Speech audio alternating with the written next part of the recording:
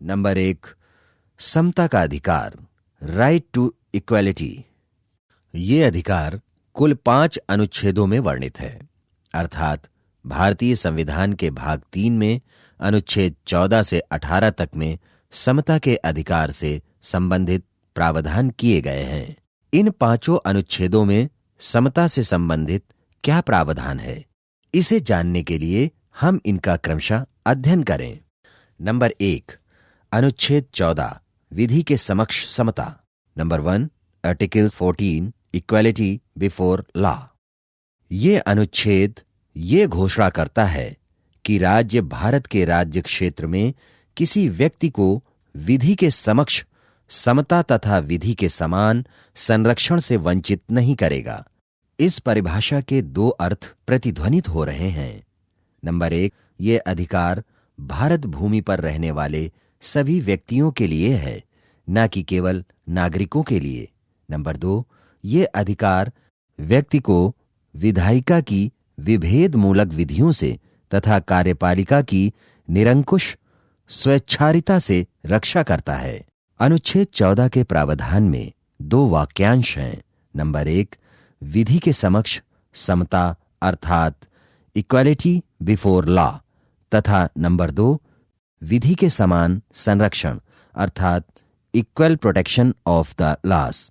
इनमें प्रथम वाक्य खंड अर्थात विधि के समक्ष समता ब्रिटिश संविधान से ग्रहीत है और इसका अर्थ है कि विधि की दृष्टि से ये सभी व्यक्ति समान होंगे, अर्थात every individual is equal in the I of law. इसमें प्रत्येक प्रकार के विशेषाधिकार के निषेध का अर्थ निहित है। इस अनुच्छेद का दूसरा वाक्य खंड अर्थात विधि का समान संरक्षण अमेरिका यूएसए के संविधान से लिया गया है। इसका अर्थ है कि विधि को सभी व्यक्तियों पर समान रूप से बिना किसी भेदभाव के लागू किया जाएगा। ये वाक्यांश निर्मित विधि के समान क्रियान्वयन का प्रावधान करता है, जबकि प्रथम वाक्य खंड अर्थात विधि के समक्ष समता विधि के निर्माण के स्तर पर विभेद का निषेध करता है, अर्थात ये प्रावधान विधायिका के विरुद्ध है तो दूसरा वाक्यांश कार्यपालिका के विरुद्ध।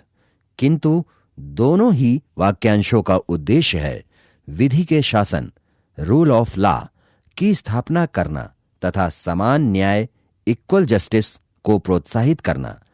ये एक व्यक्ति, एक मत, एक मूल्य के उच्च आदर्श की स्थापना करता है। उल्लेखनीय है कि अनुच्छेद 14 भारतीय संविधान का आधारभूत तत्व फंडामेंटल इसेंस है। इसे अनुच्छेद 368 के अधीन संशोधन करके नष्ट नहीं किया जा सकता। ये भी उल्लेखनीय है कि अर्हता अर्थात योग्यता के आधार पर वर्गीकरण वैध है। Classification on the basis of qualification is valid. अपवाद। अनुच्छेद 14 के नियम के कुछ अपवाद भी हैं, जैसे नंबर 1, भाग 19 प्रकीर्ण के अनुच्छेद 361 जो कि राष्ट्रपति और राज्यपालों तथा राज्य प्रमुखों के संरक्षण का उपबंध करता है, के तहत प्रावधान है कि राष्ट्रपति तथा राज्यपाल को अपनी शक्तियों तथा कर्तव्यों के अनुपालन में किए गए किसी कार्य के लिए उत्तरदायी नहीं ठहराया जा सकता तथा इनके विरुद्ध इनके कार्यकाल के दौरान कोई आपराधिक प्रक्रिया भी नहीं प्रारंभ की जा सकती। इसी प्रकार विदेशी राज्य के अध्यक्षों तथा राजदूतों के विरुद्ध भारतीय विधि के अंतर्गत कोई कार्यवाही नहीं की जा सकती। नंबर 2, अनुच्छेद 15 कुछ निश्चित आधारों पर विभेद का निषेध। Number 2, article 15 prohibition of discrimination on some certain grounds. इस अनुच्छेद में किसी नए अधिकार का प्रावधान नहीं किया गया है, अपितु समता के अधिकार की व्याख्या की गई है। इसमें यह कहा गया है कि राज्य किसी भी नागरिक के साथ धर्म, मूल वंश, जाति, लिंग एवं जन्म स्थान अर्थात religion, race, caste, sex and place of birth के आधार पर या इनमें से किसी आधार पर कोई विभेद नहीं करेगा। स्पष्ट है कि जहां अनुच्छेद 14% के विरुद्ध भेदभाव के निषेध की बात करता है। वहीं अनुच्छेद 15 नागरिक अर्थात सिटीजन के विरुद्ध विभेद का निषेध करता है। अनुच्छेद 15 में 4 खंड हैं। अनुच्छेद 15 का खंड 1 राज्य के लिए विभेद का निषेध करता है, जबकि खंड 2 राज्य और नागरिक दोनों के विभेद अर्थात भेदभाव पूर्ण व्यवहार का निषेध करता है। यह अनुच्छेद सामाजिक समता की व्यवस्था करता है और अनुच्छेद 17 का पूर्वाभास भी देता है, जिसमें छुआछूत की भावना का अंत किया गया है। अनुच्छेद 15 के विषय में यह भी ध्यान रखना है कि यह जन्म स्थान के आधार पर तो विभेद का निषेध करता है, किंतु आवास स्थान या निवास स्थान के आधार पर विभेद को वैध मानता है। इसी आधार पर सरकारी सेवाओं के लिए क्षेत्रीय भाषा का परीक्षण वैध है। ध्यान रखना है कि अनुच्छेद 15 के 2 अपवाद भी हैं, जो इसी अनुच्छेद के खंड 3 और 4 में वर्णित हैं। अनुच्छेद 15 का खंड 3 कहता है कि राज्य स्त्रियों और बच्चों के विषय में विशेष उपबंध कर सकता है। इसी प्रकार खंड 4 कहता है कि राज्य को शैक्षिक एवं सामाजिक दृष्टि से पिछड़े हुए वर्गों, अनुसूचित जातियों एवं अनुसूचित जनजातियों के लिए विशेष उपबंध कर सकेगा। नंबर 3 अनुच्छेद 16 लोक नियोजन में अवसर की समानता। Number 3 article 16 equality of opportunity in matters of public employment. ये अनुच्छेद सरकारी पदों पर नियुक्ति के मामले में अवसर की समानता का अधिकार प्रत्याभूत करता है। अर्थात ये अनुच्छेद कहता है कि राज्य के अधीन नौकरियों अर्थात सरकारी सेवाओं के पदों पर नियुक्ति और नियोजन के मामले में सभी नागरिकों के लिए अवसर की समानता होगी। इस अनुच्छेद में मुख्य 2 खंड हैं। खंड 1 कहता है कि राज्य के अधीन किसी पद पर नियोजन या नियुक्ति के मामले में सभी नागरिकों के लिए अवसर की समानता होगी।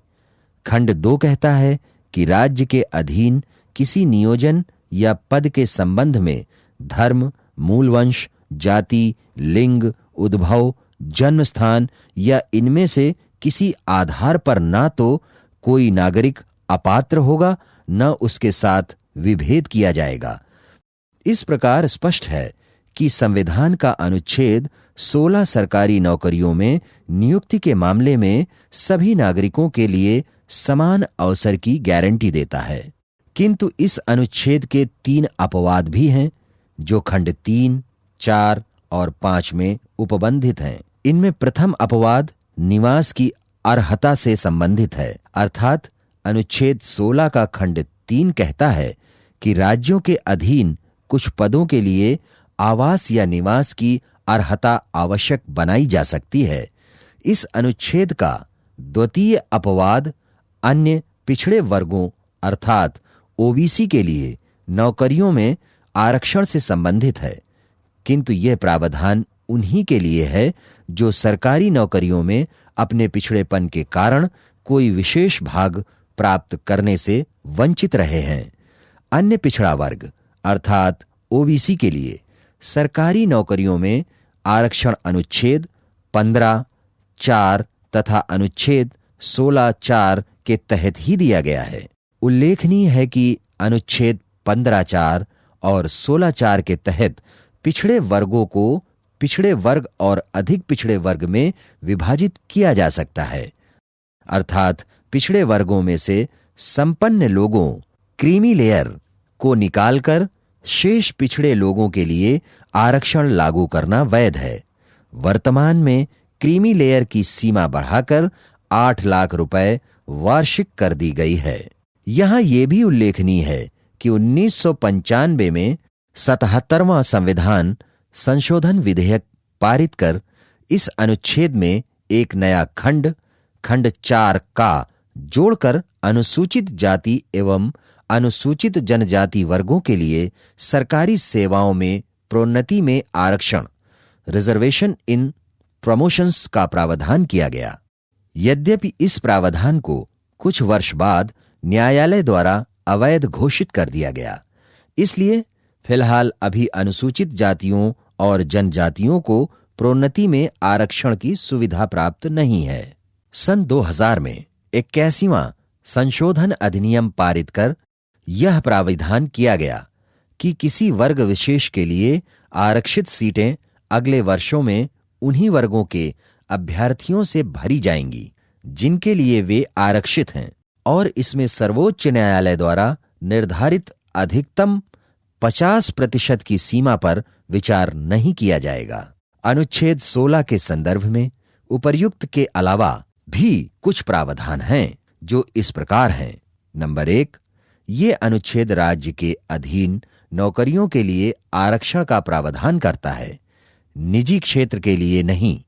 नंबर 2, इस अनुच्छेद में पिछड़ा वर्ग की कोई परिभाषा नहीं दी गई है, किंतु अनुच्छेद 340 राष्ट्रपति को पिछड़े वर्ग के अवधारण के लिए आयोग गठित करने की शक्ति प्रदान करता है।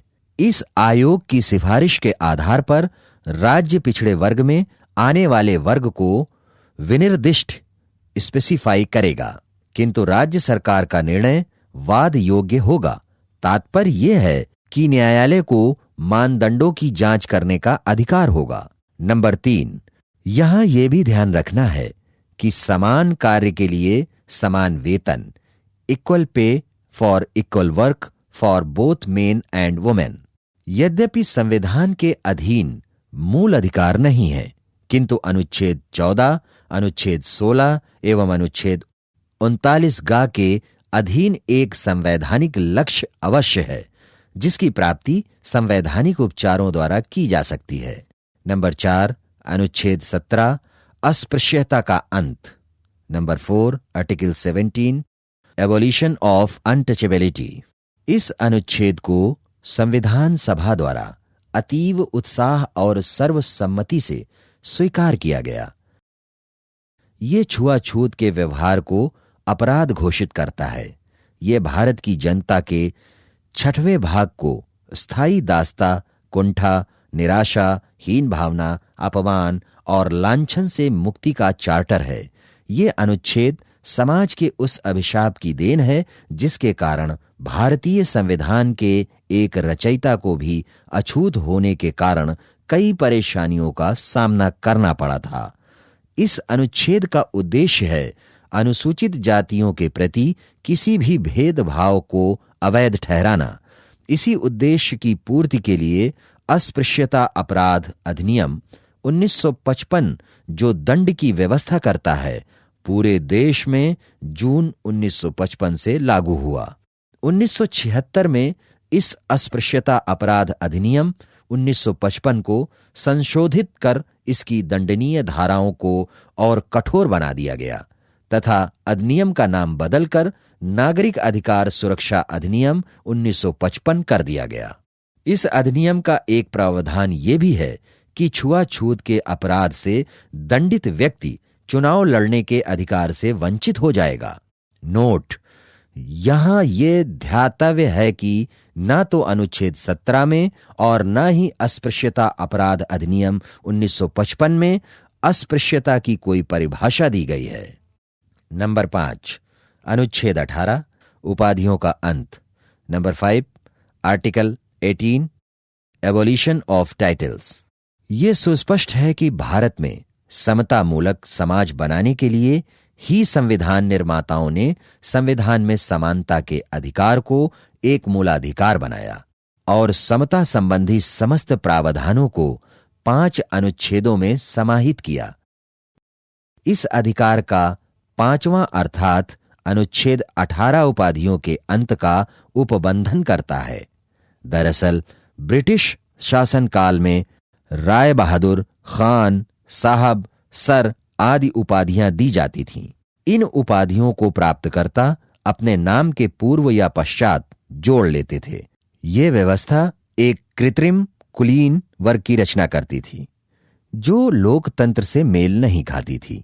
अतः भारतीय संविधान के अनुच्छेद 18 द्वारा इस सामंतशाही परंपरा का अंत कर दिया गया। इसमें कहा गया कि राज्य विद्वता एवं सेना संबंधी यथा भारत रत्न, पद्म विभूषण, पद्म भूषण, पद्मश्री आदि 1954 से प्रारंभ उपाधि के अतिरिक्त कोई उपाधि प्रदान नहीं करेगा। साथ ही कोई भी नागरिक राष्ट्रपति की अनुमति के बिना किसी विदेशी राज्य से कोई उपाधि स्वीकार नहीं करेगा। इस अनुच्छेद में यह भी व्यवस्था है कि कोई विदेशी व्यक्ति भी यदि भारत राज्य के अधीन किसी विश्वसनीय या लाभ के पद पर है तो राष्ट्रपति की सम्मति के बिना विदेशी राज्य से कोई उपाधि, वृत्ति अथवा पद स्वीकार नहीं करेगा।